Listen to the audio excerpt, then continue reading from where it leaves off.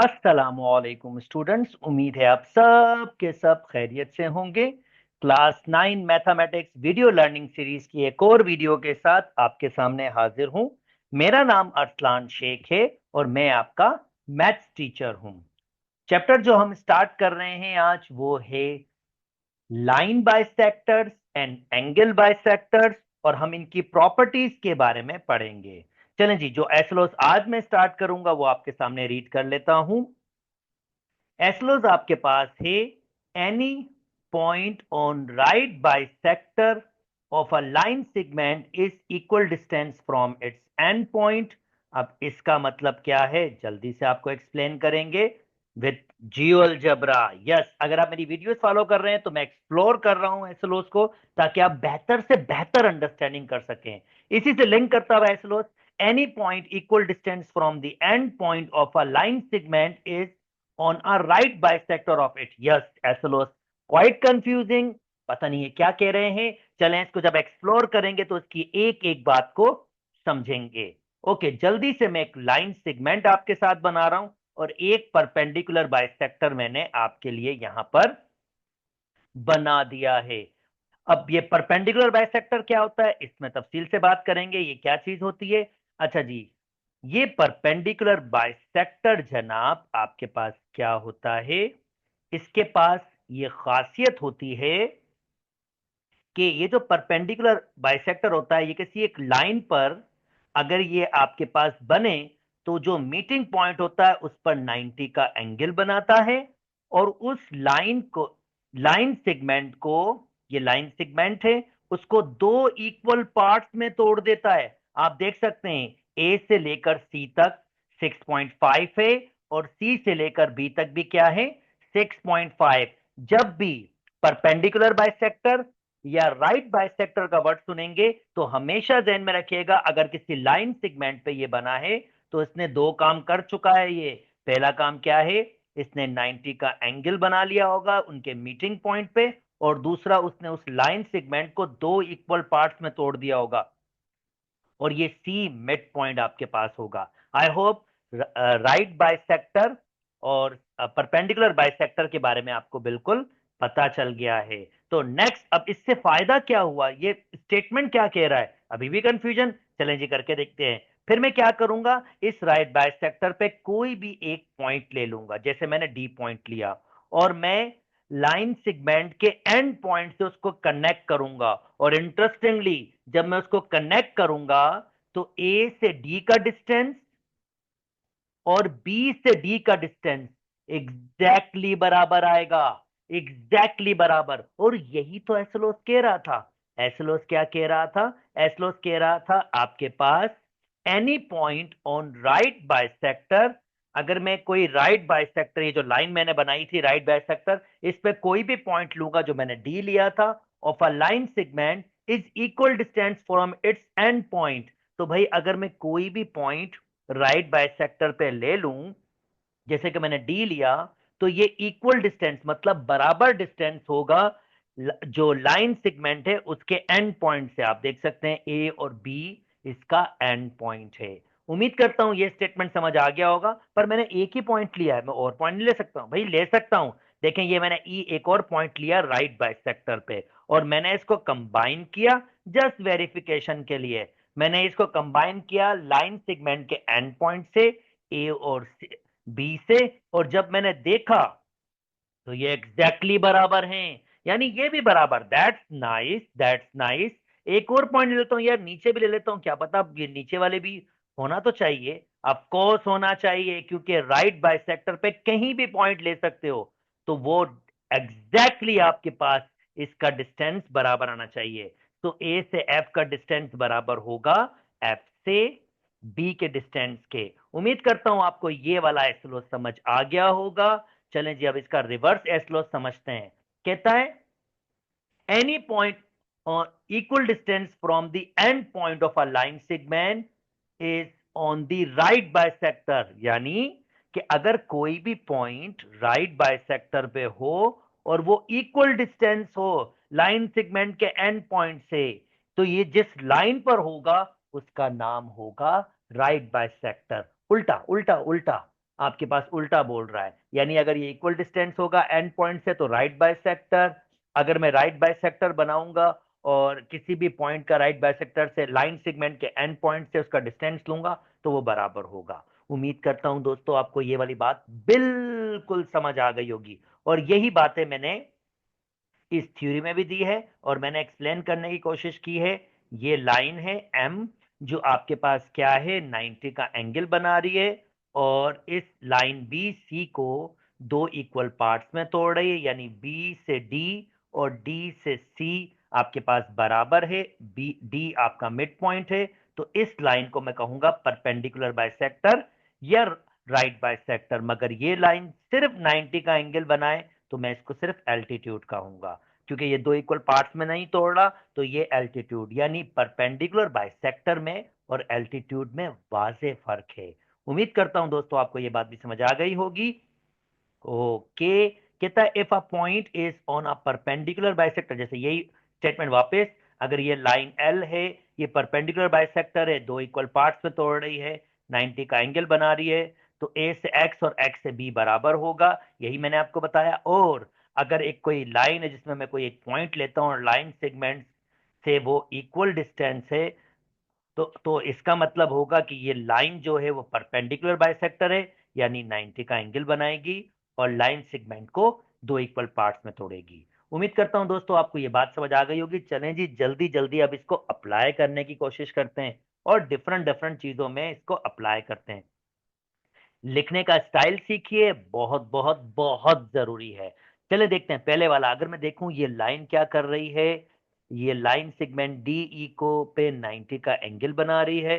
चलो एल्टीट्यूड तो हो गया, अरे इक्वल पार्ट्स में तोड़ रही है। भाई एल्टीट्यूड किस में कन्वर्ट हो गया, परपेंडिकुलर बाइसेक्टर, क्योंकि दो इक्वल पार्ट्स में तोड़ रही है। तो मैं इसको ऐसे लिखूंगा, लिखने का स्टाइल सीखिए कि सी एफ परपेंडिकुलर, ये सैंपल होता है परपेंडिकुलर है, परपेंडिकुलर है डीई के, तो एफ क्या होगा हमारे पास मिड पॉइंट हो जाएगा। और डीई क्लियरली यहां पर नजर आ रहा है, क्यों में एफ मिड पॉइंट है, क्योंकि डी एफ और एफ ई बराबर है। तो इसका मतलब ये होगा कि हमारे पास सी से डी का लेंथ बराबर होगा सी से जी की लेंथ के, और मैं इस लाइन को परपेंडिकुलर बाइसेक्टर कहूंगा। यही उसने बात कही है कि हमें पहचानना है, tell whether each red line segments is a perpendicular bisector और नॉट। भाई ये तो परपेंडिकुलर बाइसेक्टर है। इसको देखें, 90 का एंगल एल्टीट्यूड तो हो गया, मगर दो इक्वल पार्ट्स में नहीं तोड़ा, ना ना ना। तो इसका मतलब ये एल्टीट्यूड है पर परपेंडिकुलर बाइसेक्टर नहीं है। तो हाँ, पहली बात क्या है, z से w परपेंडिकुलर है x से y, but w is not a mid point नहीं है, इसी वजह से ये आपके पास परपेंडिकुलर बाइसेक्टर नहीं है एक्स वाई पे in triangle X Y Z. X Y Z, video को रोक के बताइएगा, जरा जल्दी से बताइएगा है या नहीं है। बिल्कुल जरा बिल्कुल है, क्योंकि दो इक्वल पार्ट्स में तोड़ रहा है और 90 का एंगल बना रहा है। बिल्कुल डीई जो लाइन है वो परपेंडिकुलर बाइसेक्टर है। वीडियो को रोक के जल्दी से इसके आंसर दे दीजिए। ओके, मैं उम्मीद करता हूं इसको आपने एल्टीट्यूड कहा होगा, इसको भी आपने एल्टीट्यूड कहा होगा, क्योंकि दो इक्वल पार्ट्स में नहीं तोड़ रहा, और सिर्फ इसी को आपने परपेंडिकुलर बाइसेक्टर कहा होगा। Yes, Bingo. चले जी कुछ और इंटरेस्टिंग क्वेश्चंस में मूव करते हैं। जल्दी जल्दी लिखने का स्टाइल भी आपको सिखाएंगे ताकि आपको ये भी अंडरस्टैंडिंग हो जाए। Find each measurement, measurement find करनी है, डब्ल्यू वाई से डब्ल्यू। ओके जनाब, मुझे फाइंड y से w ये लेंथ फाइंड करनी है। ये लाइन, अरे हाँ, ये लाइन तो आपके पास परपेंडिकुलर बाइसेक्टर है। क्यों? क्योंकि ये 90 का एंगल बना रही है और एक्स वाई सेगमेंट को दो इक्वल पार्ट्स में तोड़ रही है। तो बिल्कुल ये तो आपके पास क्या होगा, परपेंडिकुलर बाइसेक्टर। और हमें पता है अगर ये परपेंडिकुलर, यानी मैं कहूंगा अगर L परपेंडिकुलर बाइसेक्टर है एक्स वाई लाइन के, तो इसका मतलब क्या होगा, ये दो काम करेगा। एक्स जेड की लेंथ बराबर होगी जेड वाई की लेंथ के, angle W Z x W, या चलें डब्ल्यू जेड एक्स आपके पास 90 डिग्री का होगा। Similarly W x, sorry x, W Z x 90 के होगा, और डब्ल्यू जेड वाई भी डब्ल्यू जेड वाई भी आपके पास ये जो एंगल होगा वो 90 डिग्री का होगा। तो अगर ऐसा होगा तो हमें ये भी पता है कि अगर मैं एक्स से डब्ल्यू की लेंथ लूंगा तो वो एग्जैक्टली बराबर होगी डब्ल्यू से वाई की लेंथ के। जो हमें इस वक्त दिया हुआ है, हमें डब्ल्यू से वाई फाइंड करना था। एक्स से जेड की लेंथ दी हुई है 7.3, तो डब्ल्यू से वाई भी 7.3 होगी। ओके, वीडियो को रोक के जल्दी से इसको कीजिए। उम्मीद करता हूं आपने क्वेश्चन सॉल्व कर लिया होगा। मेरे साथ इस तरह से काम करेंगे तो सीखना की सलाहियत और अच्छी तरीके से डेवलप होगी। चलें जी, अब इस पे आते हैं। कहता है ओके जनाब, यार ये एक लाइन है जिसके किसी एक पॉइंट से लाइन सेगमेंट के एंड पॉइंट्स की डिस्टेंस बराबर है, यानी ए बी बराबर है आपके पास ए सी के। तो और अगर ऐसा होगा और ये 90 का एंगल भी बना रहा है, यानी एंगल ए डी सी आपके पास 90 डिग्री के, तो यार फिर तो इसका मतलब होगा ये तो परपेंडिकुलर बाइसेक्टर है। अगर ये परपेंडिकुलर बाइसेक्टर है तो हमें क्या पता चल जाएगा? हमें पता चल जाएगा बी से डी बराबर होगा डी से सी के। और अगर मुझे फाइंड करनी होगी बी से सी की लेंथ, तो यार बी से सी की लेंथ टू टाइम्स होगी बी से डी, या बी से सी की लेंथ टू टाइम्स होगी डी से सी। एक ही बात है ना भाई, इसका डबल करो या इसका डबल करो, पूरा बी सी आपके पास आ जाएगा, क्योंकि इक्वल पार्ट्स में तोड़ेगा ना यार, ये भी 16 होगा ये भी 16, तो डबल हो सकता है। तो इसका मतलब अगर मुझे बी से सी की लेंथ चाहिए तो वो टू टाइम्स होगी किसके? डी से सी की, यानी 16। तो बी से सी आपके पास आ जाएगा 32 के। उम्मीद करता हूं दोस्तों आपको ये बात समझ आ गई होगी। ऐसे ही एक और भी रिलेशन में बता दूं, अगर आपको डी से सी चाहिए होगा तो डी से सी या बी से डी दोनों की लेंथ आधी होगी किससे? बी से डी की, यानी कंप्लीट लेंथ ऑफ कोर्स आधी होगी यार। अभी तो हमने डिस्कस की है सारी बात, तो ये ऑफ कोर्स आधी होगी। अच्छा जी, वीडियो रोक के जल्दी से इस क्वेश्चन को अटेम्प्ट कर लीजिए। उम्मीद करता हूं आपने ये क्वेश्चन कंप्लीट कर लिया होगा। चलें जी, जल्दी से अब बात कर लेते हैं। जनाब अगर मैं ये देखूं तो यहाँ क्लियरली ये लाइन क्या कर रही है? 90 का एंगल बना रही है पी क्यू पे, सेगमेंट पे, और दो इक्वल पार्ट्स में भी तोड़ रही है, एस मिड पॉइंट है। जनाब, तो अब ये तो क्लियर हो गया पीछे के स्टेटमेंट से। इसका मतलब ये होगा अगर एल परपेंडिकुलर होगा आर एस के, लाइन के आर एस के, और मुझे ये भी पता चल रहा है कि क्यू एस की लेंथ एग्जैक्टली बराबर है एस क्यू के लेंथ के, तो ये तो परपेंडिकुलर बाइसेक्टर, तो 100% पी से आर आपके पास लेंथ बराबर होगा क्यू से आर के। जो इस वक्त दिया हुआ है 2n+9 is equal to 7n-18। तो भाई मैं 2 इधर ले आता हूँ, 18 इधर ले आता हूँ, तो 18 प्लस का हो जाएगा और 7 एन 2 माइनस का हो जाएगा, तो ये हो जाएगा 27। ये हो जाएगा 5n। 27 divide by 5 is equal to n। और मिस्टर कैलकुलेटर साहब से मैं रिक्वेस्ट करूंगा कि मिस्टर कैलकुलेटर साहब आप ऐसे करें, आप ये मुझे निकाल के दे दें। 27 डिवाइडेड बाय 5, तो ये मेरे पास आंसर आ जाएगा 5.4। ये मेरे पास n की वैल्यू आ गई, पर मुझे फाइंड करना था p से r। तो ये p से r एक्चुअली किसके बराबर है? p से r 2n+9, that means 2 multiply by 5.4 plus 9। 2 multiply by 5.4, 5.4 and plus 9, तो ये मेरे पास टोटल हो जाएगा 19.8 के। उम्मीद करता हूं दोस्तों ये बात बिल्कुल समझ आ गई होगी। चलें जी, आगे मूव कर जाता हूं। वीडियो को रोक के प्लीज खुद से ट्राई कीजिएगा पहले, क्योंकि this is really really simple. अभी हमने डिस्कशन ऐसे ही की है, कोई नई चीज आपके पास नहीं है। तो वीडियो को रोक के मैं स्ट्रांगली रिकमेंड करता हूं कि इसको अटेम्प्ट कीजिए, ये बिल्कुल आसान है। अच्छा जी, उम्मीद करता हूं आपने ये कंप्लीट खुद से कर लिया होगा। तो 1a पहले सॉल्व कर लेता हूं। Giving that a line L is, L perpendicular है, जब इसने खुद बोल दिया बाइसेक्टर तो इसका मतलब ये 90 का एंगल होगा, और डी से ई बराबर होगा एफ से ई। ये स्टेटमेंट आपको पता होने चाहिए। और हमें जब ये परपेंडिकुलर बाइसेक्टर होगा तो हमें पता होता है कि जी से डी की लेंथ एग्जैक्टली बराबर होगी जी से ई की लेंथ के। तो जनाब इसने हमें क्या दिया हुआ है, हमें दिया हुआ है ई से जी, ई से जी दिया हुआ है 14.6। जी ई, ई जी एक ही बात है।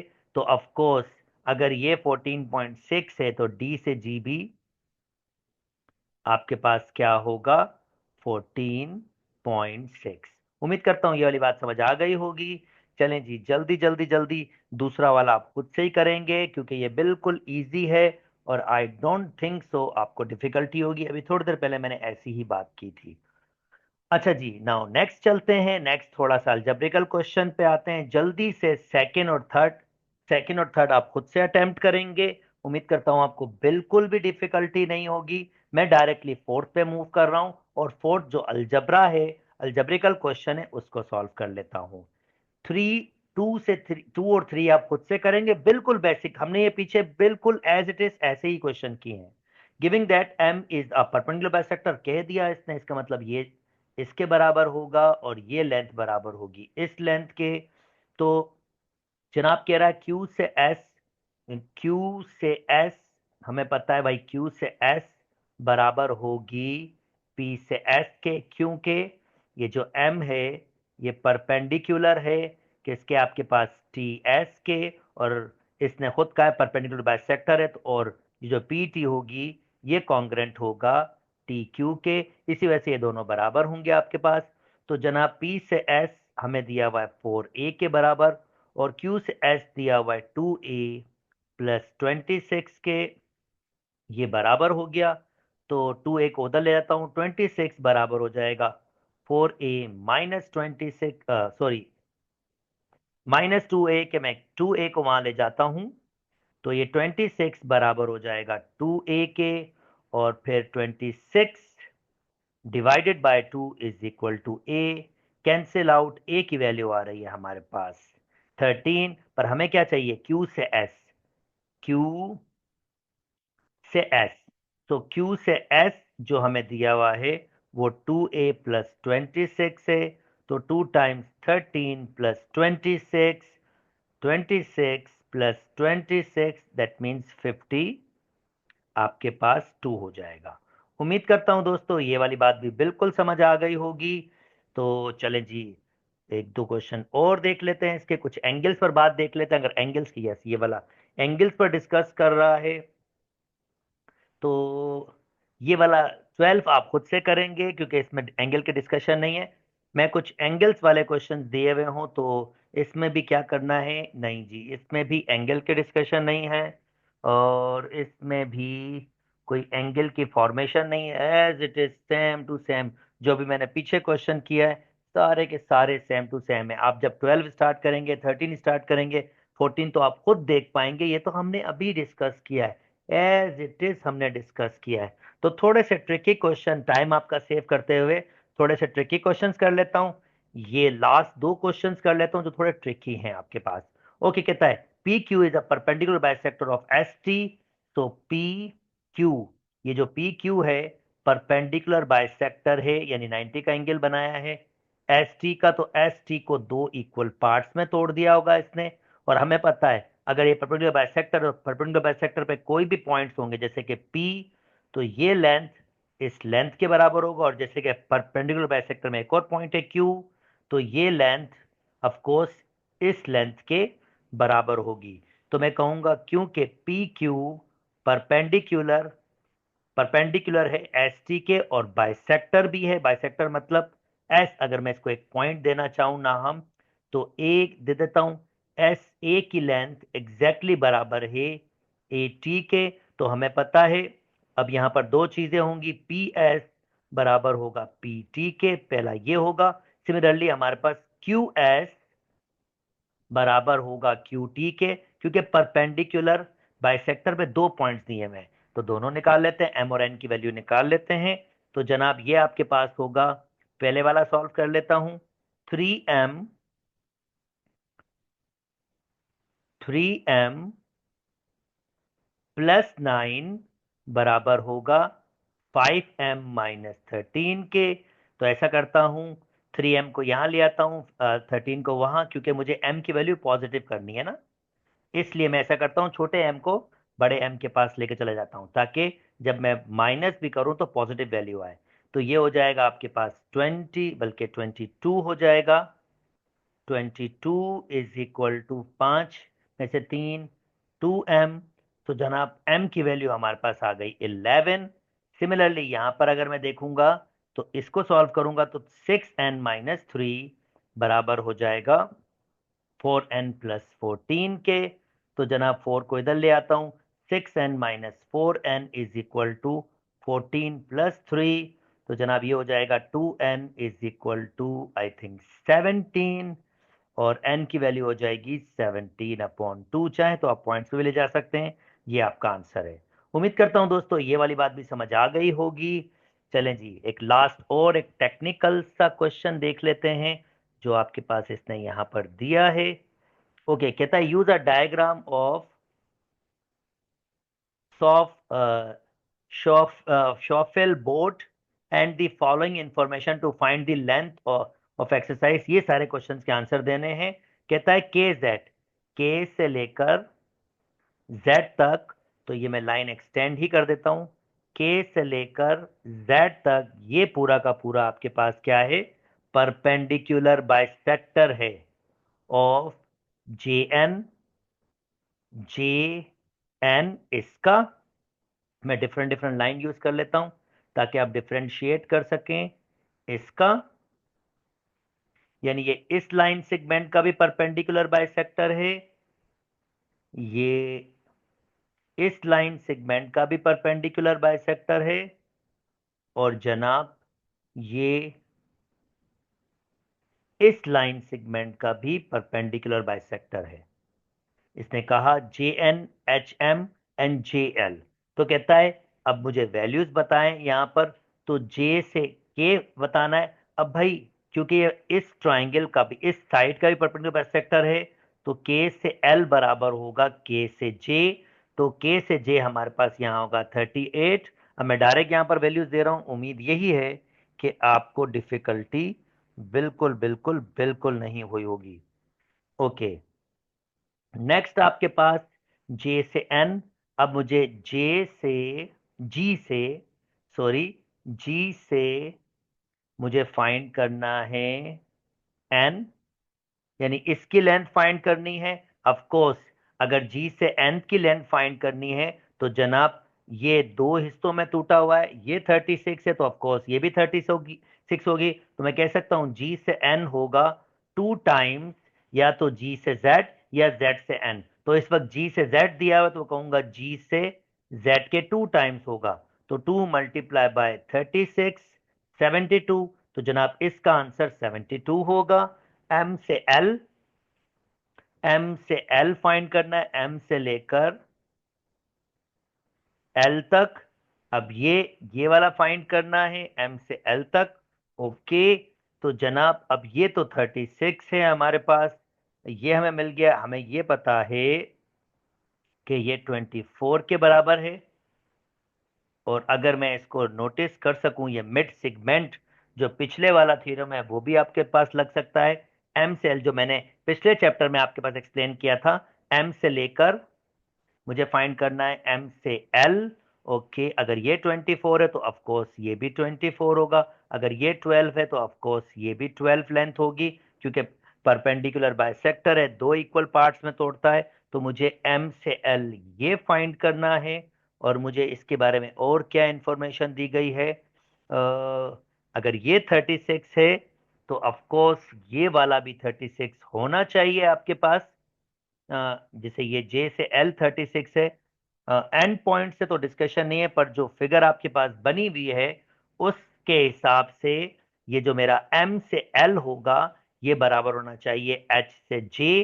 तो ये भी आपके पास 38 के बराबर होगा। 38, क्योंकि ये भी 38 है तो ये भी 38 आपके पास होगा। और मजे की बात, ये भी 38 है, मतलब इक्वल सेगमेंट्स में तोड़ा है इस आइडिया के साथ। तो अगर ये 38 है तो फिर ये भी आपके पास 38 आपके पास होगा। ओके, एच से वाई, अगर मुझे एच से वाई निकालना है। ओके, वाई हमारे पास कहाँ है, यहां पर ये एक्स है, ये रहा एच से वाई। ऑलरेडी बता चुका हूं, H से Y अगर ये 24 होगा तो ये भी 24 होगा, क्योंकि के जेड परपेंडिकुलर बाइसेक्टर है, दो इक्वल पार्ट्स में तोड़ेगा। जे से एल, ओके। नेक्स्ट होगा जे से एल, तो जनाब ये 12 है, ये भी 12 होगा। तो जे से एल आपके पास एक्चुअली 12 प्लस 12 यानी 24 के बराबर होगा। उम्मीद करता हूं ये वाली बात भी आपको समझ आ गई होगी। और लास्ट एन से एम, एन एन से एम, जो पैटर्न आप इसको देख पा रहे हो, एन से एम अगर ये 36 है, ये 36 है, तो ऑफ कोर्स ये भी आपके पास कितना होगा, 38 ही होगा। 36 बोल रहा हूं, अगर ये 38 है, ये 38 हो, तो ये भी आपके पास 38 ही होगा। उम्मीद करता हूं दोस्तों आपको ये वाला भी टेक्निकल सा क्वेश्चन भी समझ आ गया होगा। अगर मेरी वीडियोस पसंद आ रही है तो मेरे चैनल को लाइक कीजिए, सब्सक्राइब कीजिए और दोस्तों के साथ शेयर भी कीजिए। नेक्स्ट वीडियो इंशाल्लाह नेक्स्ट एस्लोस पर होगी। यहीं तक रखते हैं, अपना बहुत ख्याल रखिएगा। अल्लाह हाफिज।